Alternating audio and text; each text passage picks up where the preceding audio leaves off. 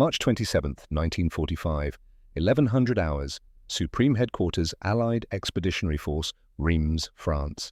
General Dwight D. Eisenhower sits alone in his office. The room is quiet in the way only command centers become when bad news arrives. Outside staff officers move through hallways with purpose, carrying reports, updating maps, coordinating the final push into Germany. Inside, Eisenhower stares at a single sheet of paper. The casualty report is typed neatly. Official, clinical, Task Force Baum, 307 men, 53 miles behind enemy lines, status contact lost, estimated casualties 293. His coffee has gone cold. He doesn't notice. The door opens. General Walter Bedell Smith, his chief of staff, enters without knocking. Smith has been with Eisenhower since North Africa.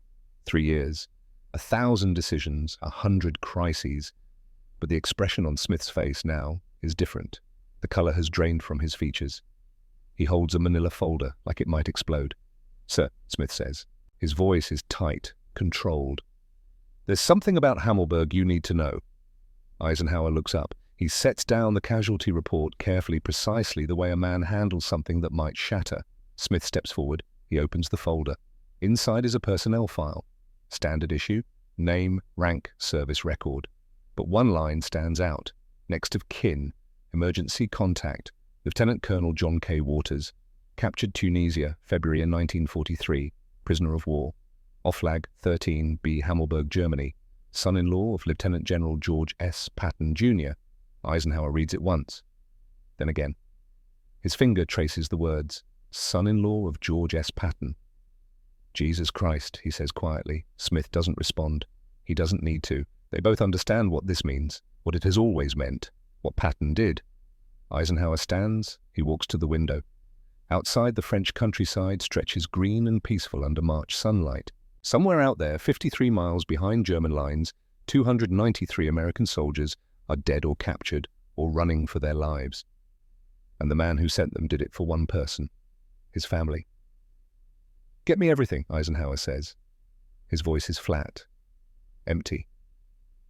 "I want to know exactly what happened. Every detail, every decision, every goddamn radio transmission." Smith nods and leaves.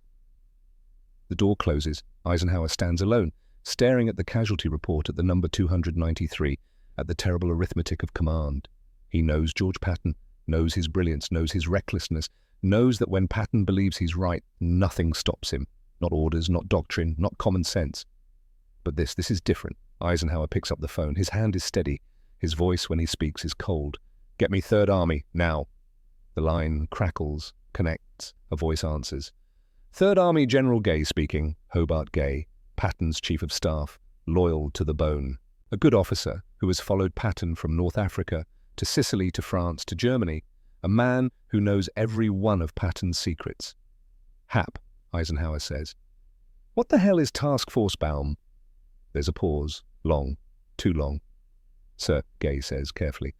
"That's a prisoner of war rescue operation. General Patton felt the opportunity was worth the risk."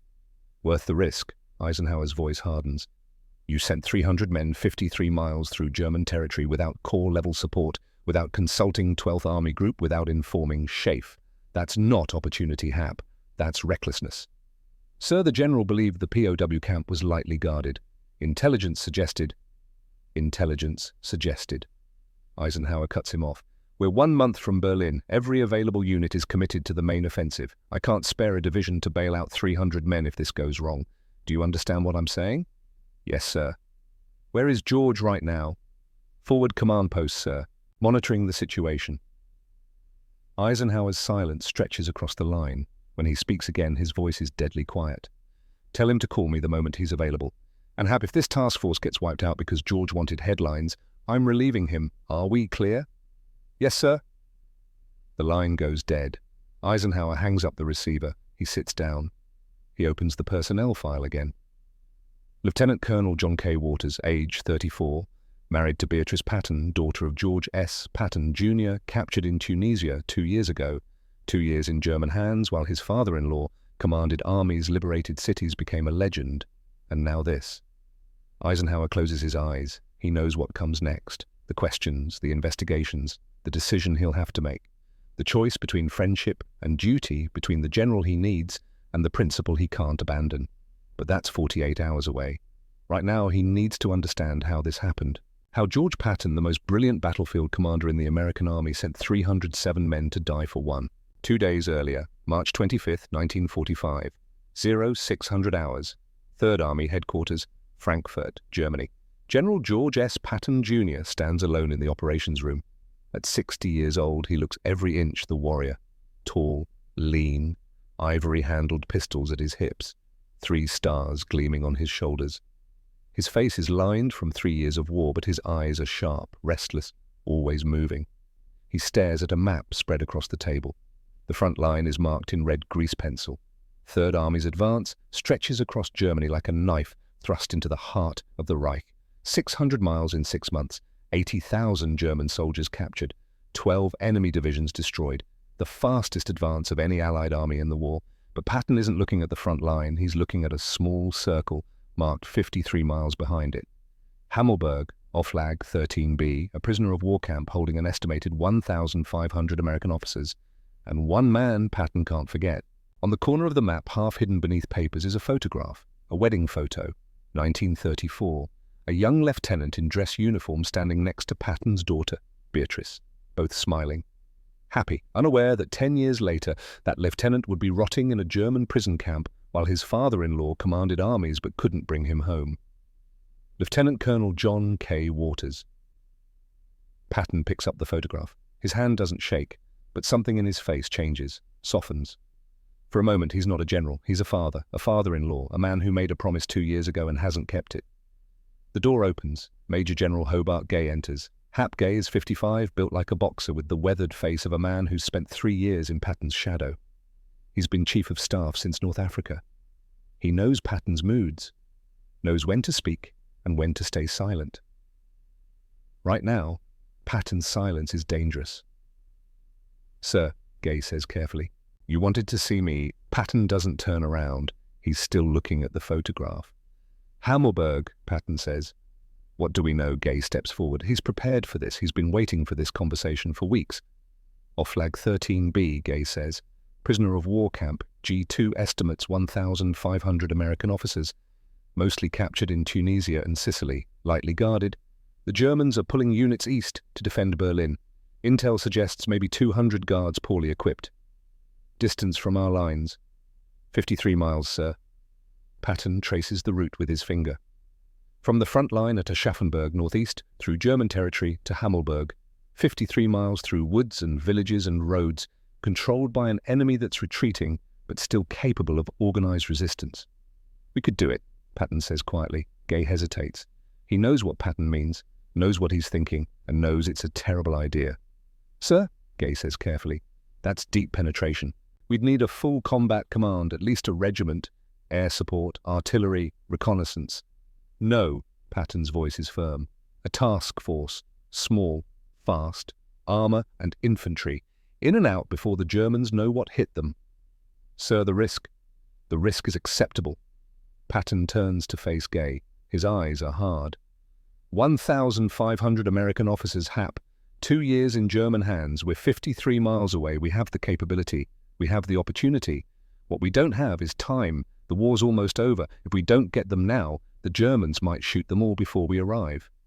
Gay wants to argue, wants to point out the obvious flaws, the lack of intelligence, the distance, the fact that every available unit is committed to the main offensive and pulling resources for a raid. This deep could jeopardize the entire advance. But he doesn't, because he knows why Patton is doing this. He's seen the photograph on Patton's desk, seen the letters from Beatrice Patton's daughter begging for news of her husband, seen Patton alone at night staring at maps, calculating distances, searching for a way. This isn't about 1,500 prisoners. This is about one. "Sir," Gay says quietly, "John Waters is in that camp." Patton's face doesn't change, but something in his eyes flickers, acknowledgement, admission. "That's correct," Patton says. "He's been there since Tunisia, February 1943. 2 years, Hap. My daughter's husband has been a prisoner for 2 years while I've been out here winning battles. You think I don't know that? You think I don't carry that every goddamn day?" Gay doesn't answer. Patton turns back to the map. His voice, when he speaks again, is quieter, almost vulnerable. "I promised her I'd bring him home," Patton says. "When we got the telegram in 43, she was destroyed, and I told her I swore to her that I'd get Johnny back, that I wouldn't leave him there, and now here we are, 53 miles away. One task force, 36 hours. I can keep that promise, Hap. I can bring him home." Gay is silent for a long moment. Then he says what he knows he has to say. "Sir, if you do this, if you send a task force that deep without proper support and it goes wrong, Eisenhower will relieve you. I know. The press will crucify you. I know. History won't forgive it." Patton looks at Gay, really looks at him, and in that moment Gay sees something he's rarely seen in 3 years of war. Doubt, fear, not of the Germans, not of death, but of making the wrong choice, of choosing between being a general and being a father. "If I don't try," Patton says quietly, "I won't forgive myself." And that's the end of the argument. Gay nods. He pulls out a notebook. "Who do you want to command it?" he asks. Patton doesn't hesitate. "Captain Baum, 4th Armored. Best tank officer we have. Tough, smart, fearless. If anyone can pull this off, it's Abe Baum." March 25th, 1945. 1400 hours. 4th Armored Division Headquarters 35 miles southwest of Frankfurt. Captain Abraham Baum sits at a field desk in a tent that smells like diesel and canvas and sweat. At 24 years old, he looks older, the kind of aging that comes from 300 days of combat, from seeing friends die, from making decisions no 24-year-old should have to make. He's writing a letter home to his mother in the Bronx, the same letter he's written 100 times. "Dear Mum, I'm fine, don't worry, the war's almost over, I'll be home soon. Love, Abe." It's a lie. But it's the lie soldiers tell, the lie that lets mothers sleep at night. A shadow falls across the desk. Baum looks up. Major Alexander Stiller stands in the tent entrance. Stiller is 45, built like a career soldier with the kind of face that doesn't smile easily. He's Patton's personal aide. Everyone in 3rd Army knows Stiller, knows that when he shows up it means Patton wants something. "Captain Baum," Stiller says, "the general wants to see you." Baum stands. He folds the letter and tucks it in his pocket. He follows Stiller outside where a jeep is waiting. They drive in silence through the division area, past rows of Sherman tanks being serviced, past infantry companies cleaning weapons, past field kitchens where men line up for hot coffee and whatever passes for breakfast. The war is winding down. Everyone can feel it. The Germans are collapsing. Berlin is 6 weeks away, maybe less. The end is so close, soldiers can taste it, which makes what's about to happen even worse. They arrive at a command tent marked with 3rd Army insignia. Stiller leads Baum inside. The tent is empty except for a map table and 2 officers, Major Stiller and Colonel somebody Baum doesn't recognize, no Patton. "Captain," Stiller says, "we have a mission, classified, volunteer only, high risk." Baum has heard this before. Every mission is high risk. Every mission is volunteer only, except it's not really volunteer when a major personally asks you. "What's the target?" Baum asks. Stiller unfolds a map, points to a location 53 miles behind the front line. "Hammelburg, Oflag 13B, prisoner of war camp. Estimated 1,500 American officers. Intel says it's lightly guarded. We want to go in fast, liberate the camp, and get them out." Baum stares at the map. 53 miles, through German-held territory, with no idea what's between here and there. "Sir," Baum says carefully, "that's deep penetration, way behind enemy lines. We'd need a full combat command for something like that. Air support, artillery, reconnaissance." "You'll have a task force," Stiller says. 307 men, 16 Sherman tanks, 27 half-tracks, 3 assault guns, fast, mobile, hit them before they know you're coming. Baum does the math in his head. 307 men, 53 miles, against an unknown enemy force, with no support, no backup, no extraction plan if things go sideways. It's suicide. "Sir," Baum says, "with all respect, 307 men isn't enough. We don't have intelligence on German strength in that sector. We don't know what's between us and Hammelburg. If we run into organized resistance—" "You won't," Stiller interrupts. "The Germans are retreating, disorganized, demoralized. You'll be in and out before they can respond." Baum looks at the map again. Something doesn't add up. This isn't how 3rd Army operates. Patton is aggressive, yes, audacious, but he's not reckless. He doesn't send task forces 53 miles behind enemy lines without proper support, unless there's something Stiller isn't saying. What's really at Hammelburg? Baum asks. Still his face doesn't change, but his eyes narrow slightly. 1,500 American prisoners, he says. Men who've been in German hands for 2 years. We're 53 miles away. We have the capability. Are you going to tell me we should leave them there? It's a trap, a rhetorical trap. Say no, you're abandoning American soldiers. Say yes, you're accepting a mission that might get 307 men killed. Baum is 24 years old. He's a captain. He's been in combat for 300 days. He's lost count of how many men he's seen die. And he knows deep in his gut that this mission is wrong. But he also knows he's going to say yes, because that's what soldiers do. I'll need to pick my own men, Baum says. Stiller nods. You have 24 hours, he says. Wheels up at 1800 tomorrow. Mission duration 36 hours maximum, in and out. Questions. Baum has 100 questions, but he knows he won't get answers to any of them. No, sir, he says. Good. Dismissed. Baum salutes and leaves. Outside, the March afternoon is bright and cold. Men are working on tanks, cleaning weapons, writing letters home. Normal.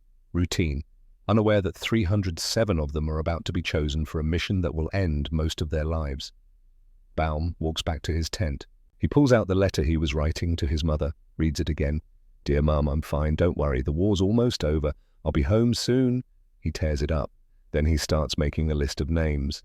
March 26th, 1945, 1700 hours. Assembly area 10 miles from the front line. The task force is ready. 307 men, 16 Sherman tanks, 27 half-tracks, 3 assault guns. Enough ammunition for 36 hours of combat. Enough fuel to go 100 miles if they're lucky. The men don't know where they're going. They know it's classified. They know it's dangerous. They know Captain Baum is leading it, which means it's probably crazy.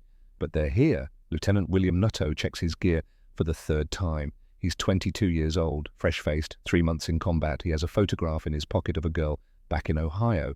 Sarah. They're engaged, planning to get married when he gets home. 6 weeks, maybe 8. And this war is over. He just has to survive 6 more weeks. Sergeant Charles Graham sits on the back of a half-track smoking a cigarette. He's 35, old for an enlisted man.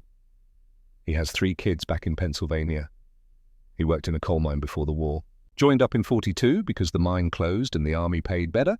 He's been with 4th Armoured since Normandy. Seen a lot of men die. Buried a lot of friends. He knows what this is. This is the kind of mission where most of them don't come back. Corporal William Elliott is 19.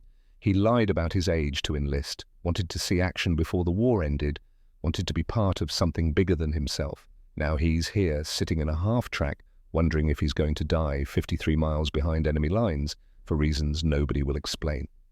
Captain Baum walks through the formation. He looks at each man, makes eye contact, nods. These are his soldiers. He chose most of them personally. Good men, experienced, tough, but not enough. Never enough for what they're about to do. Major Stiller appears. He's coming with them, Patton's personal representative, which confirms Baum's suspicion that this mission is about something more than 1,500 prisoners. Captain, Stiller says. Final briefing. They gather around a map spread on the hood of a jeep. Stiller traces the route with his finger. You'll cross the front line here at Aschaffenburg, head northeast through Schweinheim and Lohr. Final objective Hammelburg, 53 miles. Intel says German presence is minimal.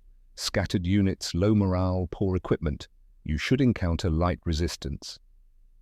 Should. The most dangerous word in the military. Rules of engagement, Baum asks. Total operational security. Radio silence except for emergencies. No contact with division headquarters unless absolutely necessary. You're on your own from the moment you cross the line until you return. Baum nods. He's been on his own before. What about extraction? If we liberate 1,500 prisoners, we can't fit them all in the vehicles. Stiller's face doesn't change. Bring out as many as you can. Prioritize the wounded and senior officers. The rest will have to wait for the main advance, which means leave them behind. Which means this whole mission is pointless unless they can somehow evacuate 1,500 men with 40 vehicles. Which means there's something Stiller still isn't saying, but there's no time for more questions. The sun is setting. If they're going to cross enemy lines under cover of darkness, they need to move now. Mount up, Baum orders. The men climb into their vehicles. Engines roar to life. The smell of diesel fills the air. Somewhere in the distance, artillery rumbles. The front line is close. On the other side of that line is enemy territory. 53 miles of unknown danger, and at the end of it, if they're lucky, a prison camp with 1,500 Americans who've been waiting 2 years for rescue. Baum climbs into the lead Sherman. He puts on his helmet, checks his pistol. The gunner next to him, a kid from Detroit named Richards, grins nervously. "Captain," Richards says, "we're really doing this going 53 miles behind German lines." "Yeah," Baum says, we're really doing this."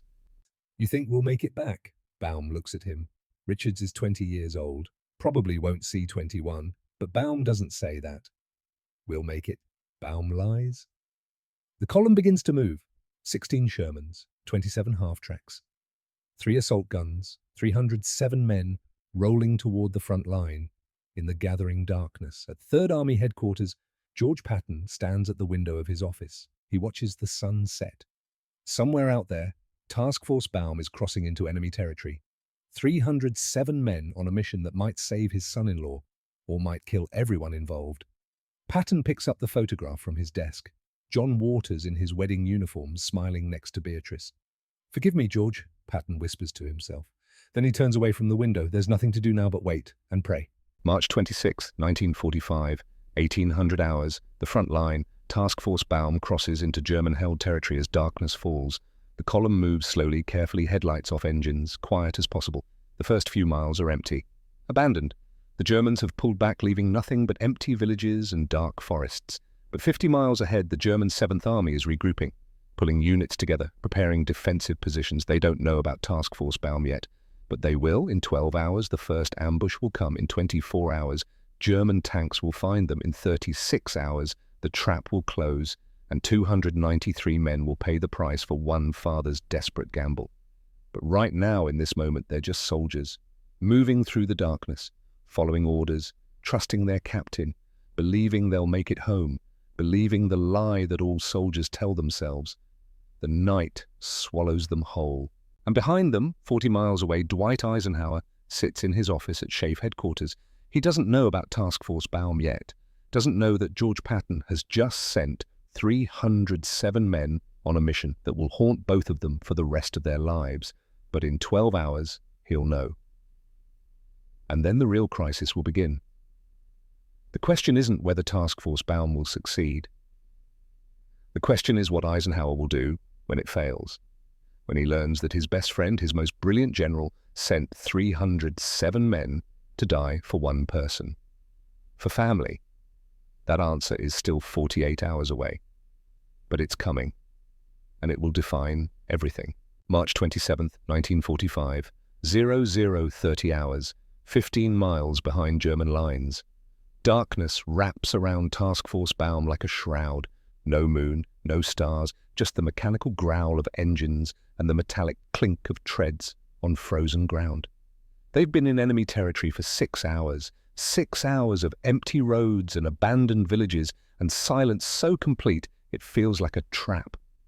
Captain Abraham Baum rides in the lead, Sherman eyes burning from lack of sleep, scanning darkness that refuses to reveal its secrets. The periscope shows him nothing. Trees, shadows, the road stretching into blackness. Intelligence said the Germans were disorganized, retreating, demoralized. Intelligence Baum is learning lies. Behind him, 16 tanks and 27 half-tracks follow in column formation. Inside those vehicles, 307 men who trust him, who believe this mission makes sense, who think their captain knows what he's doing. He wishes he still believed it. The radio crackles. Lieutenant Nutto's voice cuts through static. "Lead, this is 3. I've got movement. Right side, 200 yards. Baum's fist goes up. The column halts. Engines idle to a low rumble. Every man grips his weapon tighter. The night holds its breath. Then hell opens. Muzzle flashes erupt from the tree line like demonic fireflies. Machine gun tracers arc across the road in lazy, lethal curves. The lead half-track shudders under the impact. Steam hisses from ruptured coolant lines. Men bail out, scrambling for ditches, for cover, for anything solid between them and the incoming fire. "Contact right, all units. Suppress and advance." The Shermans wake up angry. 75mm main guns roar. High explosive shells tear into the woods, transforming trees into splinters and fire. The .50 caliber machine guns open up, sending streams of tracers into German positions that vanish and reappear like ghosts. Infantry dismounts, moves forward in practiced squad rushes. Fire, move, cover. The choreography of men who've done this too many times to count. 7 minutes of violence. When it ends, the tree line burns. The Germans are gone dead or fled into darkness. What they leave behind is worse than their bodies. Proof. Proof that the enemy knows Task Force Baum is here. Sergeant Charles Graham approaches Baum's tank. His face is painted with dirt and cordite residue. His breathing comes hard and fast, the aftermath of adrenaline burning through veins. "Captain," Graham says, "we took 2 prisoners, Germans from 7th Army. They say their unit was posted here specifically to watch for American armor moving northeast." Baum climbs down from the Sherman. His boots hit frozen ground with a crunch that sounds too loud in the post-battle silence. "They were expecting us." "Not us, specifically, but someone. They've been running patrols through this whole sector for the past 2 days, looking for raids on prison camps." The words settle in Baum's gut like stones.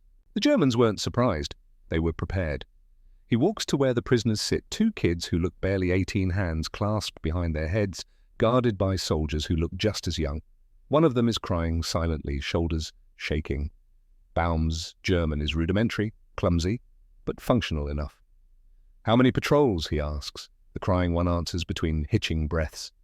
"Many. The whole area. Officers told us Americans might try something. Told us to watch roads, report any movement." "What else did they tell you?" "Panzers." The word comes out like a confession. "North of here, maybe 10 kilometers. Kampfgruppe from 7th Army. Regrouping. They're preparing to counterattack your advance." 10 kilometers, 6 miles between Task Force Baum and their objective. "How many Panzers?" A shrug. "I don't know. 20, 30 Panthers and Mark IVs. Some assault guns. They're good tanks, good crews. 30 German tanks. Against Baum's 16 Shermans. And that's just one unit. One piece of a puzzle that's looking more like a death trap with every passing mile. Lieutenant Nutto appears at Baum's elbow. The young officer's face is tight with worry that he's trying hard to conceal. "Sir," Nutto says quietly, "maybe we should abort. Radio division. Tell them it's too hot." The thought has crossed Baum's mind approximately 700 times since they crossed the front line. Turn around. Fight their way back. Take their losses, 12 dead already, and live to fight another day. But Major Stiller is there, standing 10 feet away. Watching, always watching. Patton's man, Patton's eyes, and Baum knows what Stiller will say. If he suggests aborting, the mission is critical. 1,500 prisoners. Can't turn back now, except some voice in the back of Baum's mind whispers that this isn't about 1,500 prisoners at all. This is about something else, something no one will tell him. "No," Baum says.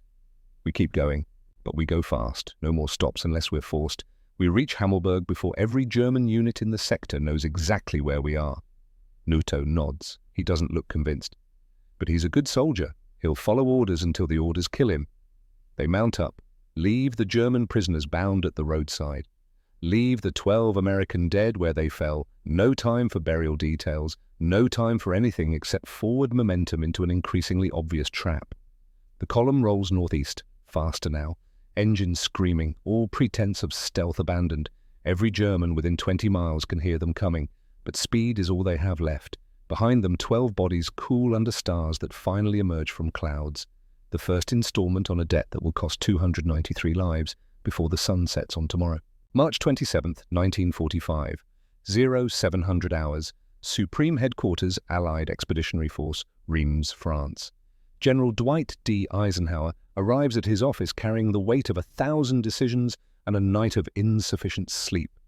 Dreams about the bulge, about Market Garden, about all the calculations that saved divisions but killed battalions. His aide, Lieutenant Harrison, waits outside with the morning intelligence summary. The young man's face tells Eisenhower everything he needs to know before a single word is spoken. "Sir," Harrison says, "overnight G2 report. There's something you need to see immediately." Eisenhower takes the folder, flips through routine updates, German withdrawals toward Berlin, Soviet advances from the east, the machinery of war grinding toward its inevitable conclusion. Then page 7 stops him cold. Third Army Operational Report, March 26, 1945. Task Force Baum, 307 personnel, 16 medium tanks, 27 half-tracks, 3 assault guns, departed 1800 hours. Objective of Lag 13B Hammelburg, deep penetration raid, prisoner rescue operation. Eisenhower reads it twice, then a third time, hoping the words will rearrange themselves into something that makes sense. They don't. "Get me General Smith," he says. His voice is calm. Too calm. The kind of calm that precedes Category 5 hurricanes. But L. Smith arrives in 4 minutes. He's already read the report, already knows what's coming. "Walk me through this," Eisenhower says. Smith doesn't sit, just stands at attention and delivers the briefing like a man reporting casualties. "Sir, Third Army launched a deep penetration raid last night. Target is Oflag 13B, a prisoner of war camp at Hammelburg. Distance from our front line 53 miles. Force committed 307 men under Captain Abraham Baum, 4th Armored Division. Intelligence estimates 1,500 American prisoners at the camp." 53 miles. Eisenhower's voice is flat, emotionless. "George sent 300 men 53 miles behind German lines to rescue prisoners." "Yes, sir?" "Without course-level support, without air cover, without an extraction plan for 1,500 men, even if they succeed." "Yes, sir." "And when did Third Army inform Schaeff about this operation?" Smith's jaw tightens. "They didn't, sir. We discovered it through routine intelligence reporting this morning." Eisenhower stands, walks to the wall map, studies the red line marking the front, studies the small circle 53 miles behind that line, studies the impossible distance that 307 men are trying to cross. "Casualty estimates, Maine. G2 is working on it now, sir. Preliminary assessment suggests Task Force Baum is facing 10-to-1 odds. German 7th Army has units regrouping in that sector. If they concentrate their forces..." 10-to-1, Eisenhower's voice could cut steel. 300 men against 3,000 Germans with no support. What the hell was George thinking? The question hangs in the air. Both men know it's rhetorical. Both men know there's only one answer that makes sense. Patton wasn't thinking, or he was thinking about something other than sound military strategy. "Get me Bradley," Eisenhower says, "and I want everything we have on Hammelburg, prisoner lists, guard strength, German units in the area. I want to know why George thought 1,500 prisoners were worth 300 lives. Smith nods and leaves. Eisenhower stands alone, staring at that circle on the map. At the thin red line, representing 307 men driving deeper into enemy territory with every passing minute. He thinks about George Patton, his friend, his most brilliant, most infuriating, most necessary general. The man who saved the Bulge when everyone else was ready to retreat, who raced across France faster than anyone thought possible, who won battles that should have been lost, but also the man who slapped soldiers in Sicily, who ignored orders when they didn't suit his vision, who believed, truly believed, that audacity could overcome any obstacle. This time Eisenhower thinks audacity isn't going to be enough. This time George has finally gone too far. March 27th, 1945, 8:30 hours. Approaching Schweinheim, 30 miles behind German lines. The village appears around a bend in the road like a vision from a nightmare. Schweinheim. Population maybe 300 in peacetime. Now it's a German defensive position and Task Force Baum is driving straight into it at 30 miles per hour. The lead Sherman never sees the Panther that kills it. The German tank sits hull down behind rubble, perfectly positioned, its long 75mm gun already tracking the American column. The first shot punches through the Sherman's front glacis plate like it's made of aluminum foil. The tank brews up, ammunition cooking off in a fireball that turns night into day. Men scream, try to bail out through hatches that have become chimneys for an inferno. 2 make it, 3 don't. Baum's radio explodes with voices. Contact front Panthers, multiple vehicles. Flank left, get around them. We're taking fire from buildings, infantry in the town. Chaos, pure chaos. The Shermans peel off the road trying to flank the German position. But the Panthers are good experienced crews who traverse their turrets with smooth precision and fire with disciplined accuracy. Another Sherman dies, then another, fireballs lighting up the dawn. The half-tracks reverse, pulling back disgorging infantry who scatter into buildings and return fire with everything they have.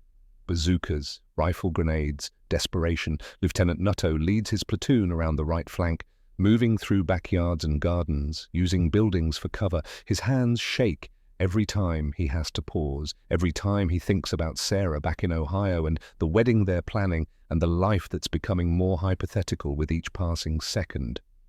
Bazooka teams, get those tanks. Two men rush forward, kneel behind a stone wall, aim at the nearest panther. Fire! The rocket streaks across 50 yards of open ground, hits the panther's side armor, explodes in a shower of sparks.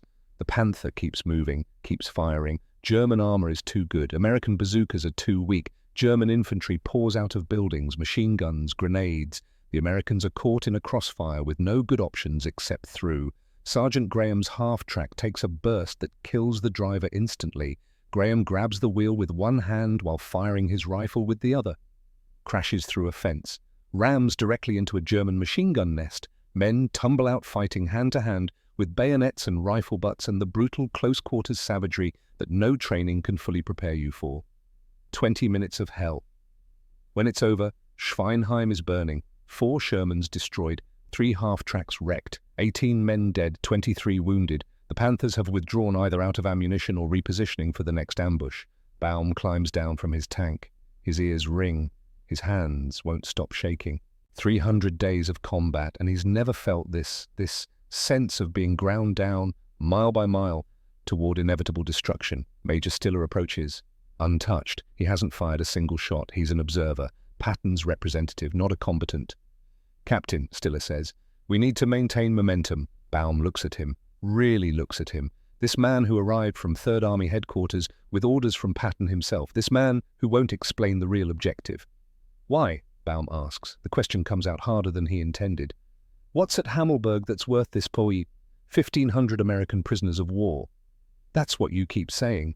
But we don't send 300 men 53 miles without support for prisoners, not without backup, not without a real extraction plan. So tell me the truth. What's really there?"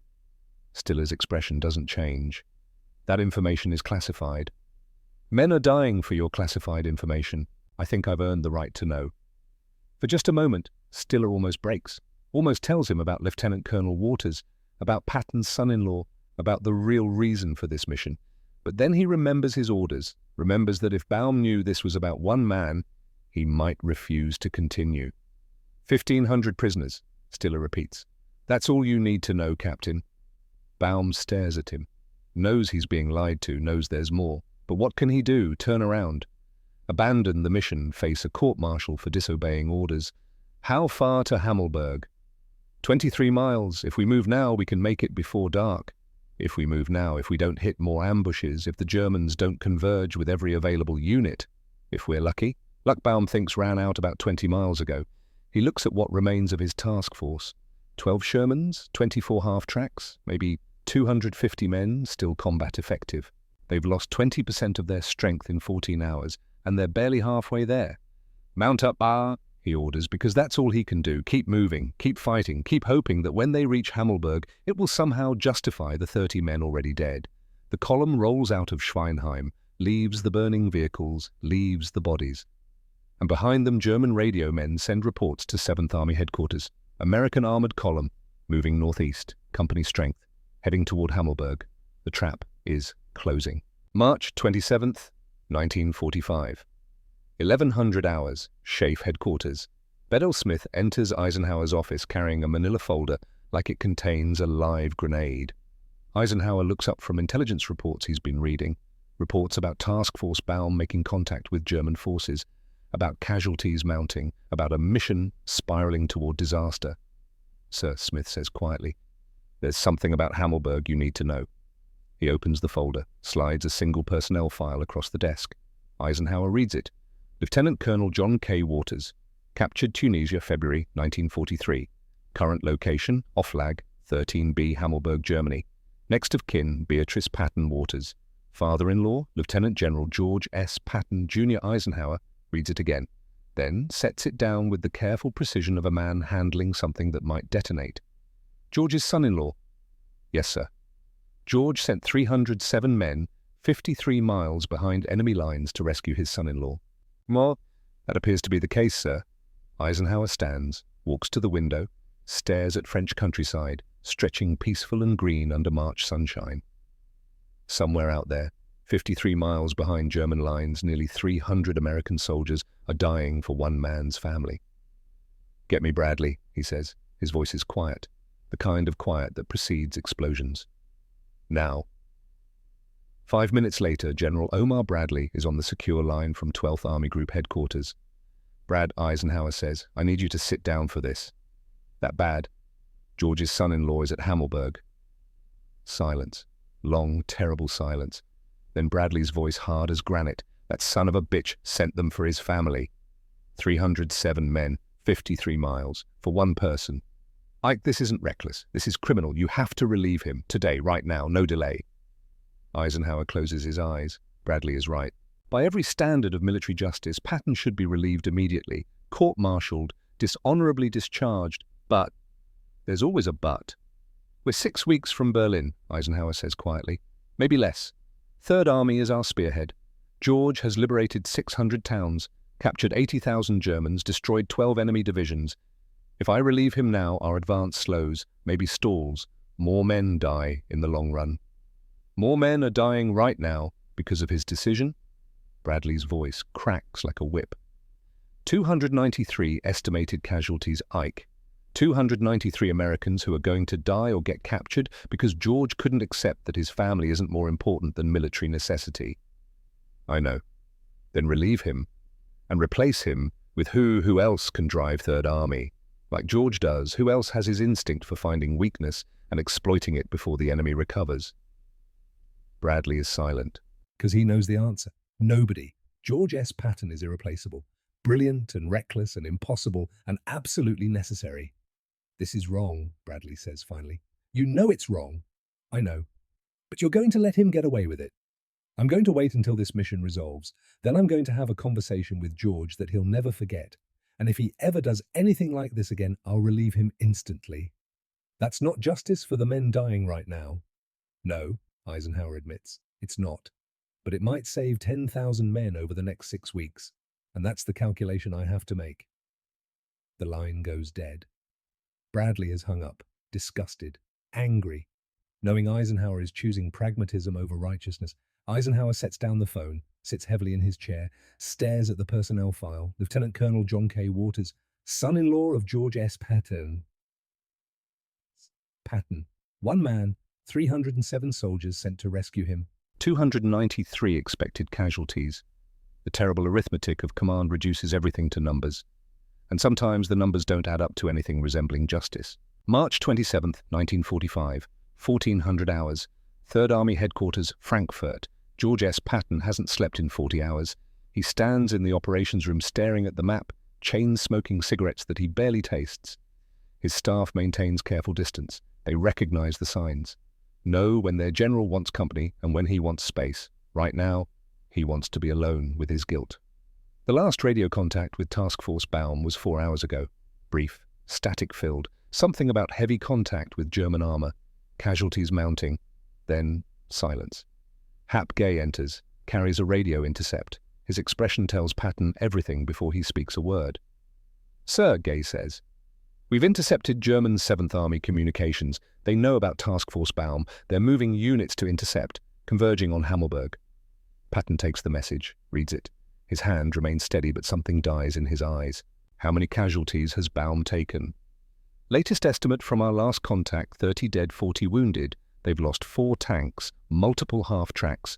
Sir, they're still 20 miles from the objective. 20 miles, through territory now fully alerted, with German units actively hunting them. Can he make it? Patton asks. Gay hesitates. He's a loyal officer. Followed Patton from North Africa through Sicily, through France, through Germany. But he's also honest. Sir, even if he reaches Hammelburg, extraction will be nearly impossible. The Germans are concentrating forces. Task Force Baum will be surrounded. They'll have to fight their way back through territory on full alert. Can he make it? Patton asks again. Harder. Demanding an answer that Gay can't give. I don't know, sir. Patton turns back to the map.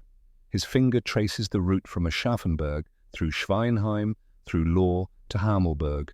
53 miles that looked so achievable on paper. So reasonable with speed and surprise. But speed is gone. Surprise is gone. Men are dying mile by mile for a decision Patton made alone in this room 2 days ago. If this fails, Patton says quietly, Eisenhower will relieve me? Yes, sir. Probably. The press will crucify me. Yes, sir. History will remember this as my greatest mistake. Gay doesn't respond. Because it's true. If Task Force Baum fails, when it fails, Patton's entire legacy will be overshadowed. All the victories, all the brilliance, all the impossible battles won will become footnotes to this one catastrophic error in judgment. To save one man, his son-in-law. I should have sent a full division, Patton says.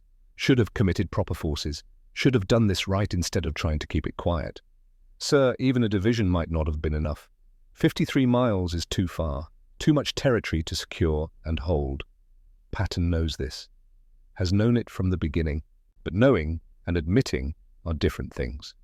One is intellectual. The other requires breaking something inside yourself. I promised Beatrice, Patton says, his voice barely audible.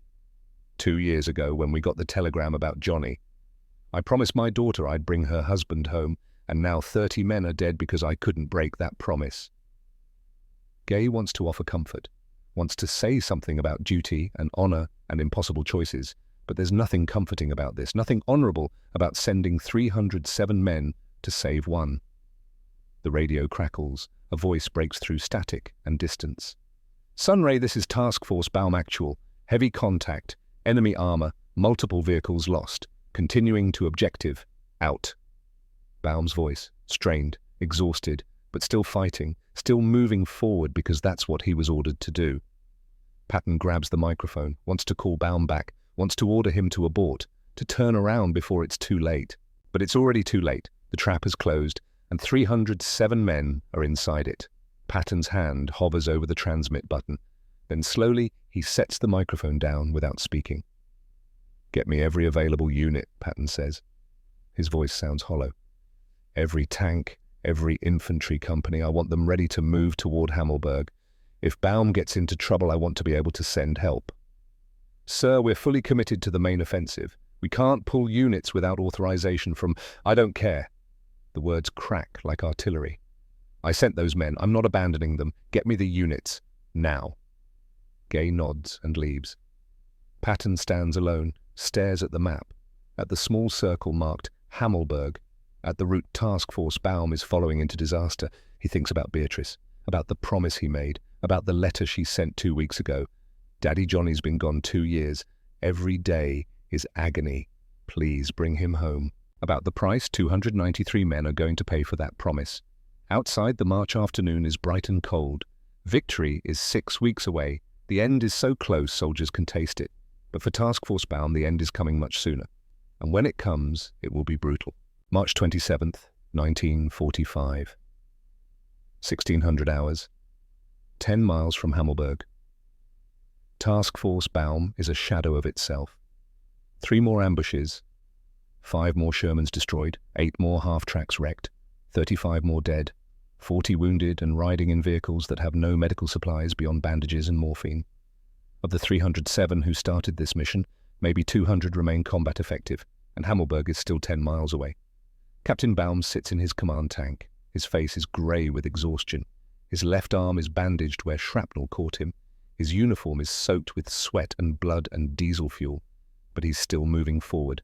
Still leading, because that's what captains do until there's nothing left to lead. Sir, Lieutenant Nutto says over the radio, his voice is tight. We can't sustain this. We need reinforcements, artillery support. Something. There is no support, Baum says. We're 50 miles behind enemy lines. We're alone. Then we should turn back, extract, while we still have enough force to fight our way out. Baum wants to. God, he wants to. Every instinct screams that this mission is suicide, that they should abort. Save who they can, live to fight another day. But Major Stiller is still there, in the tank behind him, watching, waiting. And Baum knows that if he turns back, Stiller will report it directly to Patton, disobeying orders, abandoning the mission, court-martial, disgrace. We keep going, Baum says. The column moves forward, slower now, cautious, every man expecting the next burst of fire, the next shell, the next explosion that ends everything. At 16:45, they capture 2 German stragglers. Baum interrogates them himself. His German is rough but functional enough for this. How many prisoners at Hammelburg? He asks the older one. A reservist, maybe 50, pressed into service because Germany has run out of young men to throw into the fire. I don't know exactly, the German says. Maybe 500, 600. Americans? The German shrugs. Some, maybe 200, maybe 300. Most are Russian, Serbian, French. The words hit Baum like a physical blow. Not 1,500 Americans. 1,500, the German laughs bitterly, but no, maybe 300 Americans total. The rest are other nationalities. Baum turns to Stiller. His voice is flat, dead. 300 Americans, not 1,500. Stiller's expression doesn't change. The mission parameters remain unchanged, Captain. We've lost nearly 60 men to rescue 300 prisoners when we only have room in our vehicles for 200 anyway.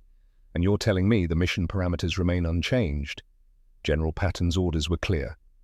And in that moment, Baum understands completely. This was never about 1,500 prisoners.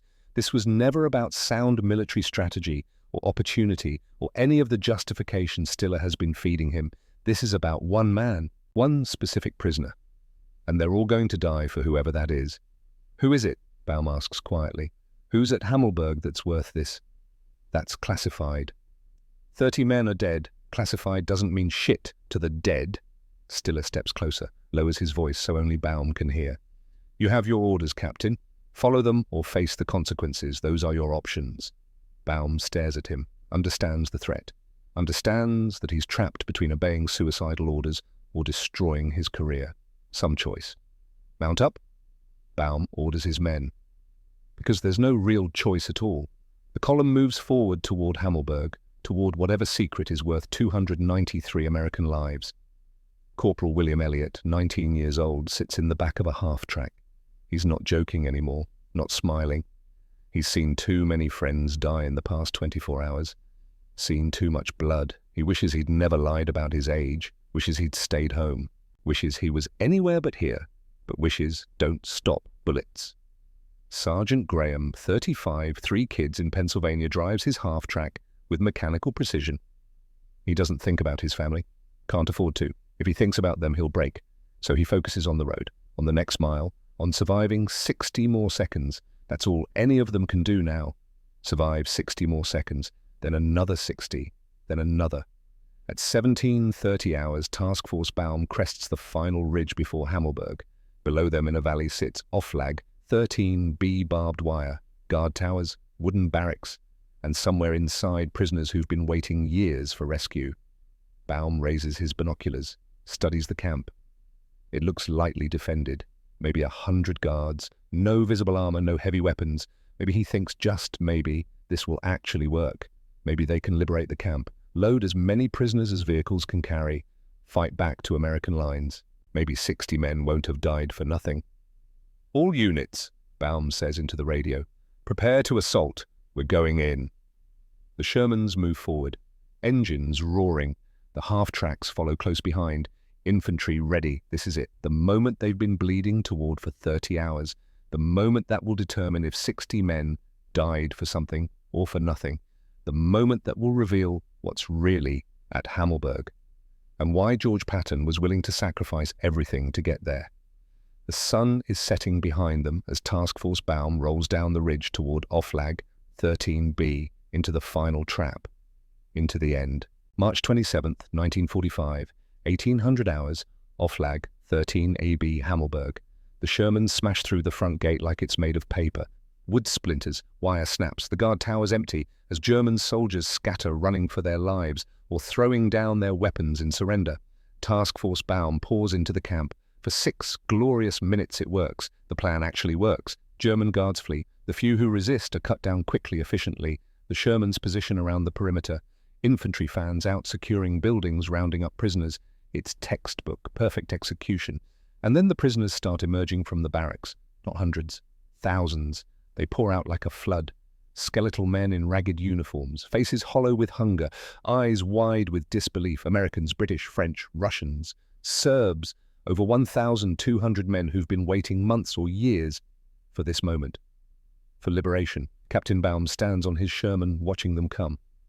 His heart sinks, because he's doing the math. 1,200 prisoners, 12 functioning Shermans, maybe 20 half-tracks.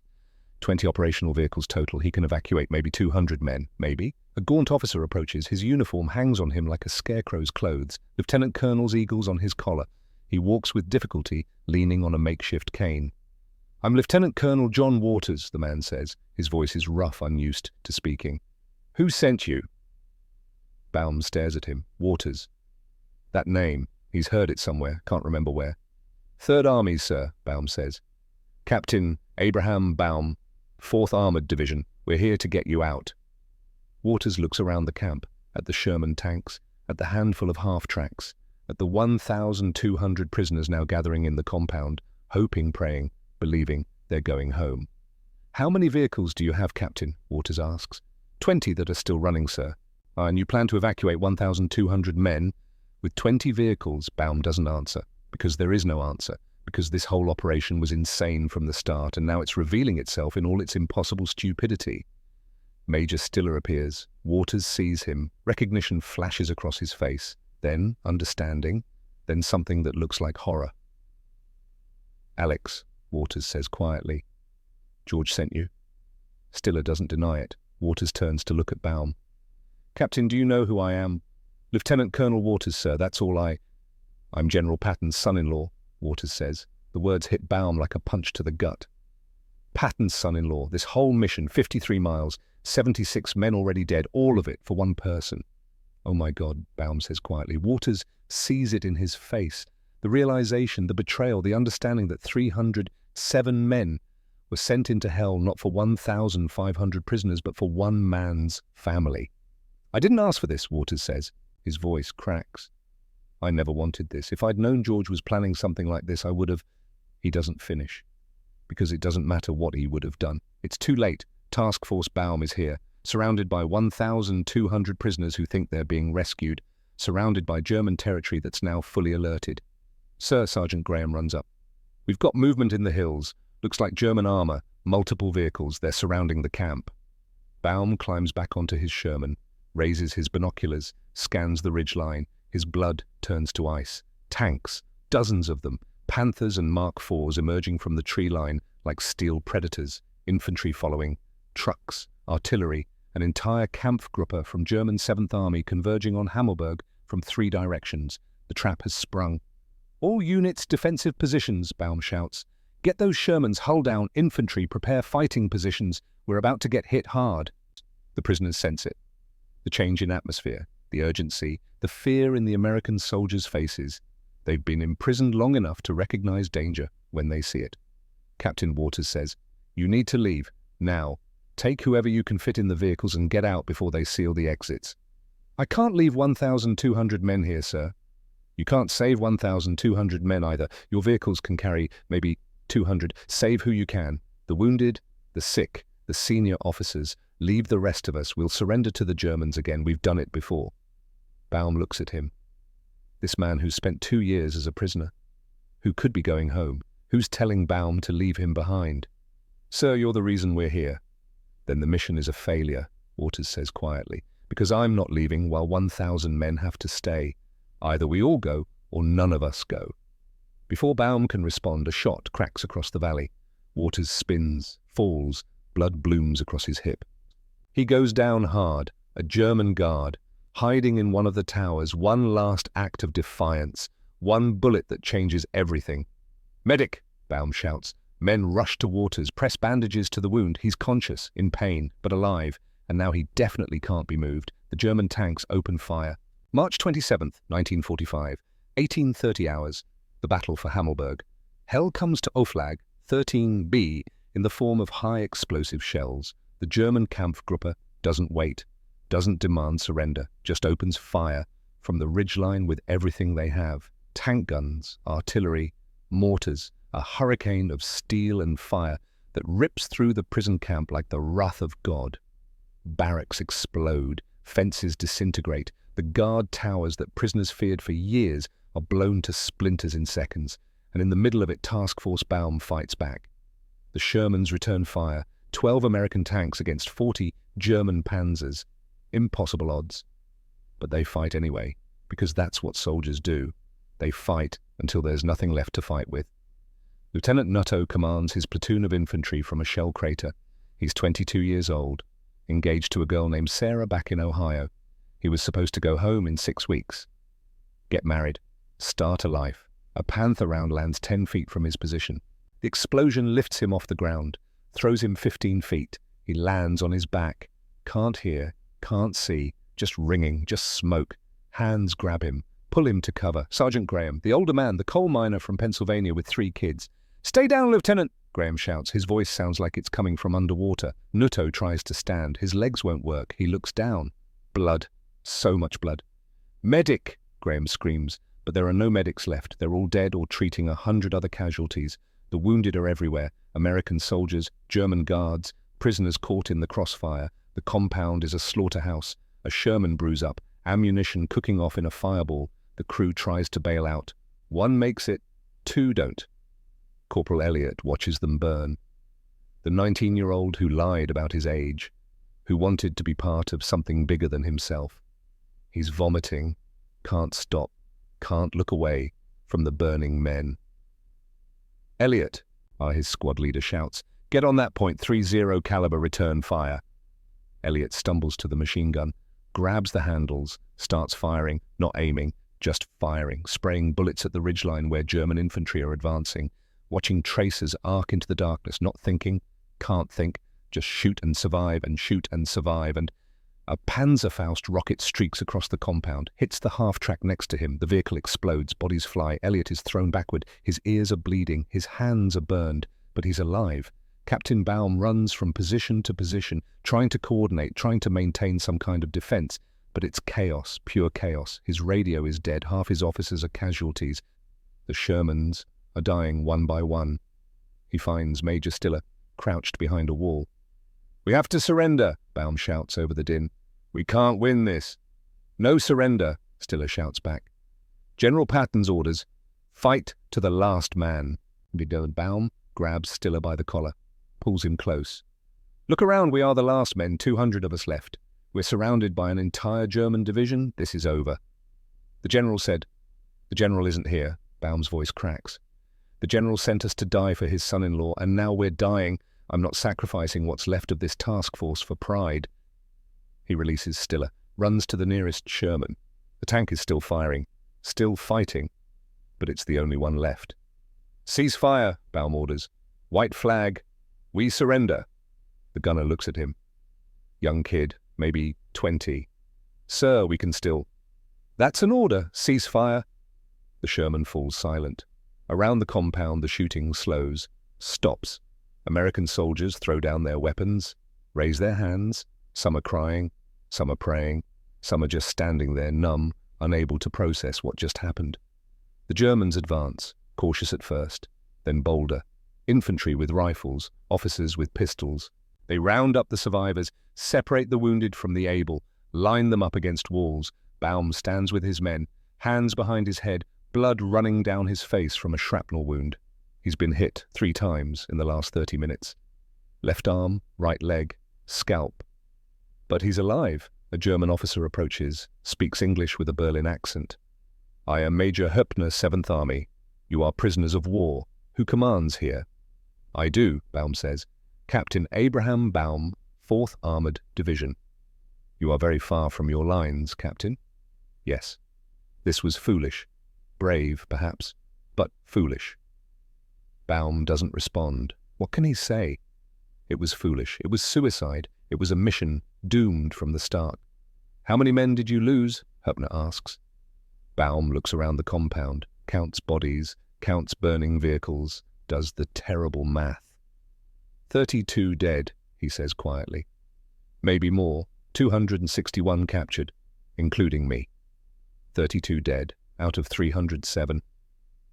Not as bad as he feared, but bad enough, and for what Höppner nods, almost sympathetically. "You will be treated according to Geneva Convention," he says.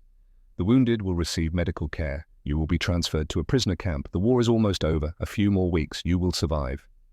He walks away, leaves Baum standing there with his men, with the survivors, with the remnants of Task Force Baum. Sergeant Graham sits on the ground. He's been shot in the chest. Medics are working on him. He's going to live, going to see his 3 kids again, but not for 6 weeks, not until the war ends and the camps are liberated. Corporal Elliott is unconscious, concussion from the explosion. He's 19 years old, and he's going to spend the rest of the war as a prisoner. Lieutenant Nuto is being carried on a stretcher. The shrapnel took his left leg below the knee. He'll never walk normally again, never dance at his wedding to Sarah, never run with his kids. But he's alive. They're all alive. 293 men went into Hammelburg. 261 came out as prisoners. 32 didn't come out at all. And in a corner of the compound, under a makeshift shelter, Lieutenant Colonel John Waters lies on a cot. The bullet in his hip missed the artery by inches. He'll survive. He'll be liberated in 9 days when the 14th Armored Division rolls through. He'll go home to his wife Beatrice. He'll never speak publicly about this mission, never criticize his father-in-law, never reveal what he knows, that 307 men were sent to save him, that 32 died, that 261 spent the final weeks of the war as prisoners. All for him. That guilt will follow him for the rest of his life. But tonight, as German soldiers secure the compound and count prisoners and catalogue the American dead, John Waters just lies there in the darkness and weeps. March 30th, 1945, 0900 hours. Supreme Headquarters Allied Expeditionary Force Reims. General Dwight Eisenhower reads the final casualty report. Task Force Baum, 307 personnel, 32 killed in action, 261 captured, 14 escaped and currently making their way back to American lines through enemy territory. 0 prisoners of war successfully rescued.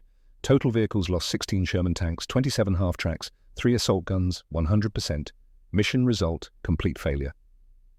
He sets down the report, picks up the phone. His hand is steady. His voice when he speaks is ice cold. "Get me General Patton. Tell him I want to see him in person. Tomorrow. 12th Army Group Headquarters. No excuses." He hangs up. Biddell Smith enters quietly. "Sir," Smith says, "the press is starting to ask questions. They know something happened at Hammelburg. They're connecting the dots, Patton's son-in-law, the timing, the casualties." "Let them ask," Eisenhower says. We'll bury it until after the war. By then, with Germany defeated, there won't be appetite for scandal." "And Patton?" Eisenhower is silent for a long moment. "I need him for Czechoslovakia," he says finally. "The final push. He's still the best we have. But after this, I'm going to have a conversation with George that he'll remember for the rest of his life." "He should be relieved, sir. Court-martialed." "I know." Eisenhower's voice is tired. So tired. "But I can't afford to lose him. Not now, not this close to the end. So I'll do what I have to do. I'll keep him in command, and I'll live with that decision, just like George will have to live with his." Smith nods and leaves. Eisenhower sits alone. He thinks about the 32 men who died, the 261 who are prisoners, the 14 who are somewhere behind enemy lines walking through the night, trying to get home. He thinks about the impossible choices of command, about choosing between justice and necessity, about the calculations that keep generals awake at night. 32 dead, for one man. Was it worth it? History will have to decide. April 2nd, 1945, 1400 hours, 12th Army Group Headquarters, Wiesbaden, Germany. General George S. Patton walks into the conference room. He's in full uniform, 3 stars gleaming, ivory pistols at his hips, boots polished to a mirror shine, but his face is drawn, haggard. He hasn't slept properly in a week. Eisenhower and Bradley are waiting. They sit behind a desk. Official, formal. This is not a meeting between friends. This is a reckoning. George Eisenhower says, "Sit down." Patton sits. His back is straight. His hands are folded. He doesn't make excuses, doesn't try to deflect. "Sir," he says quietly, "but I take full responsibility for Hammelburg." "Your son-in-law was in that camp," Eisenhower says. "It's not a question." "Yes, sir." Bradley leans forward. His voice is hard, angry. "Did that influence your decision to launch this raid?" Patton could lie, could say it was about the 1,500 prisoners, about opportunity, about audacity. But he doesn't. "Yes," he says quietly. "Johnny Waters has been a prisoner for 2 years. My daughter has been grieving for 2 years. I thought I could bring him home." "You lost 32 men," Eisenhower says. His voice is flat, empty. "For one person?" "Yes, sir." "You sent 307 men 53 miles behind enemy lines, without proper support, without authorization, without telling anyone the real objective, and now 293 of them are casualties." "Yes, sir." The room is silent. Outside, spring sunshine streams through windows. The war is winding down. Berlin is 4 weeks away. Victory is inevitable. But in this room there is no victory, only failure and guilt and consequences. "Are you relieving me, sir?" Patton asks. Eisenhower stands. He walks around the desk, looks down at Patton, his friend, his most brilliant general, the man who saved the Bulge, who raced across France, who won impossible battles, The man who just gambled 307 lives on family. No, Eisenhower says. Bradley's head snaps up. Ike! Eisenhower raises his hand. Bradley falls silent. You're too valuable, George, Eisenhower says. We need you for the drive into Czechoslovakia, for the final push. You're the best battlefield commander I have. He leans forward, places his hands flat on the desk. His voice drops, goes quiet. Dangerous. But you can't do this. You can't gamble 300 lives on a personal mission, no matter how much you love your family. Do you understand me? Yes, sir, Patton whispers. If you ever... Eisenhower's voice is like steel. And I mean ever pull something like this again without authorization, I will relieve you on the spot. I will end your career. I will make sure you never command troops again. Are we clear? Yes, sir. Eisenhower straightens, steps back. You've saved this war a dozen times. You've won battles no one else could win. You're brilliant. You're audacious. You're exactly what this army needs. But George, he pauses, you can't put family above mission. Not when lives are at stake. Not ever. Patton's voice is barely audible. I understand, sir.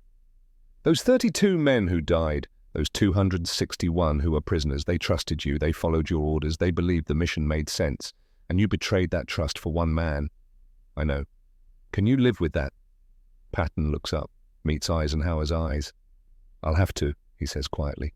The meeting is over. Patton stands, salutes, turns to leave. At the door, he pauses. Ike, he says. I'm sorry. Eisenhower doesn't respond, just watches as Patton walks out. Watches as his friend, his general, his brilliant, reckless, impossible commander leaves the room carrying guilt that will follow him to his grave. The door closes. Bradley turns to Eisenhower. That's it, that's all he gets, a lecture. No, Eisenhower says quietly. He gets to live with what he did. He gets to know that 32 men died because he chose family over duty. He gets to carry that for the rest of his life. Trust me, Brad, that's worse than any court-martial. Epilogue. April 5th, 1945. Hammelburg. The 14th Armored Division liberates Oflag 13B. They find 1,200 prisoners, including Lieutenant Colonel John Waters, recovering from his gunshot wound. Waters is evacuated to a field hospital, then to England, then home to the United States, to his wife, Beatrice Patton Waters. He never speaks publicly about Task Force Baum, never criticizes his father-in-law, never reveals what he knows, but he writes one letter, private, to Captain Abraham Baum, who is still a prisoner in a German camp waiting for liberation. The letter says, I didn't ask for this. I never wanted this. Please forgive me. Baum never responds. April 19th, 1945. Germany. Captain Abraham Baum is liberated by advancing American forces. He's lost 40 pounds. He has frostbite, infections, nightmares. He's awarded the Distinguished Service Cross for his actions at Hammelburg. He refuses to attend the ceremony. He refuses every letter from Patton, every attempted communication, every apology. Years later, a historian asks him why. Baum's answer is simple. He sent us on a mission he knew couldn't succeed. 32 men died. 261 were captured. For one person. I can't forgive that. He lives until 2005, 60 years after Hammelburg, and he never, not once, speaks to George Patton again. December 21st, 1945. Heidelberg, Germany. General George S. Patton is critically injured in a car accident. He dies 12 days later, 8 months after Hammelburg. In his personal effects, they find a diary. One entry about the mission. 4 words, Hammelburg, my biggest mistake, and a letter, unsent, to his wife, Beatrice. I thought I could bring Johnny home. I was wrong. I'll carry that with me forever. He never mailed it, never apologized publicly, never admitted that 307 men were sent for one. But he knew, and it killed him long before the car accident. 1948. Eisenhower's memoir.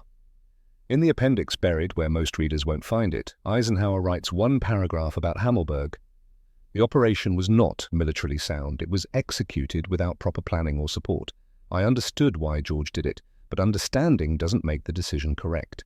Leadership sometimes requires choosing between what we want and what is right. George chose what he wanted. 32 men paid the price for that choice. The final count. Task Force Baum, 307 men. 32 killed in action. 261 captured, liberated 3 to 6 weeks later. 14 escaped, walked through enemy territory, returned to American lines. 0 prisoners of war successfully rescued, 1 father-in-law who couldn't let go, 1 general who chose family over duty, 1 impossible mission that never should have happened, and 1 lesson that echoes through history. Command means making choices no one should have to make. Patton chose wrong. Eisenhower chose pragmatically. Waters chose guilt. Baum chose never to forgive. And 32 men never got to choose at all. March 27th, 2025, 80 years later. There's a memorial at Hammelburg, small, modest, a plaque listing the 32 names, the men who died for one person. Families still visit, descendants of the dead, of the survivors, of the men who walked 80 miles through enemy territory to get home. They come to remember, to understand, to ask the question that has no answer. Was it worth it? Patton thought it was, had to think it was, otherwise the guilt would have destroyed him. Eisenhower thought it wasn't, but kept Patton anyway, because winning the war mattered more than punishing one mistake. Waters thought it wasn't, spent 40 years carrying guilt for men who died trying to save him. Baum knew it wasn't, refused to forgive, refused to forget. And the 32 dead, they never got to think anything. They just died for one man, for family, for a promise that should never have been made. That's the story of Task Force Baum, not a story of heroes and villains, but a story of impossible choices made by flawed men in impossible circumstances. A story about the price of command, the weight of family, and the terrible arithmetic that says sometimes one life is worth 300, and sometimes it isn't. History doesn't give us answers, it just gives us the question, and leaves us to decide.